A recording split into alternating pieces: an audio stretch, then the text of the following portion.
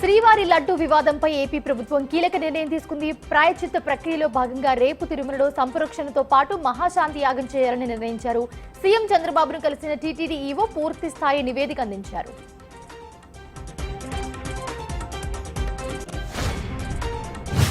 YCP పాలనలో ఆలయాలు ధ్వంసమయ్యాయని deputy CM Pawan Kalyan విమర్శించారు. తిరుమల లడ్డు కల్తీ ఘటనను నిరసిస్తూ ఆయన ప్రాయశ్చిత్త దీక్ష చేపట్టారు. నంబూరులోని దశావతార వెంకటేశ్వర స్వామి ఆలయంలో స్వామివారికి ప్రత్యేక పూజలు చేశారు పవన్ కళ్యాణ్.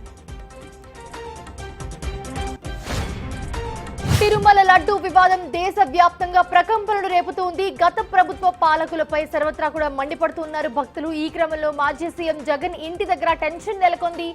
భక్తులు జై శ్రీరామ్ అంటూ జగన్ కు వ్యతిరేకంగా నినాదాలు చేశారు.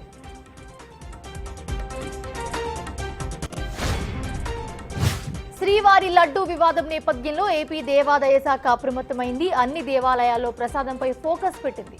ప్రసాదం నాణ్యతపై విచారణ చేపట్టారు. అందులో భాగంగా అన్నవరం, సింహాచలం ఆలయాల్లో తనిఖీలు చేపట్టారు. ప్రసాదం తయారీ, అన్నదానం, ఆర్జిత సేవలకు కొనుగోలు చేసే సరుకులకు పరిశీలించారు.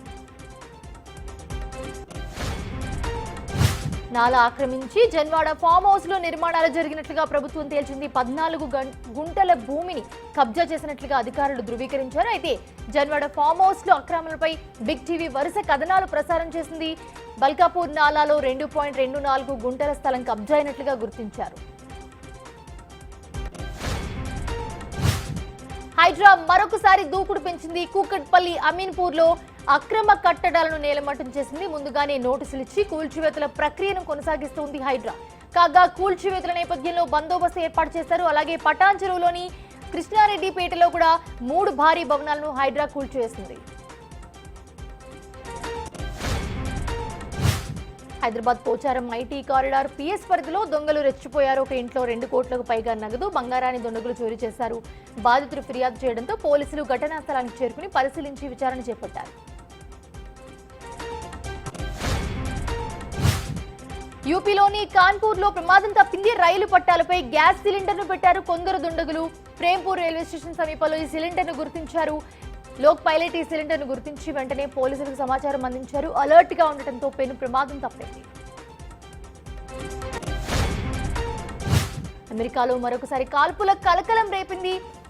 అలబామా రాష్ట్రంలో జరిగిన ఈ కాల్పులో 4 మృతి చెందారు. పలువురు తీవ్రంగా గాయపడ్డారు. మృతుల సంఖ్య పెరిగే అవకాశం ఉన్నట్లుగా చెప్తున్నారు. నిందితుల కోసం ప్రస్తుతం గాలిస్తూ ఉన్నారు.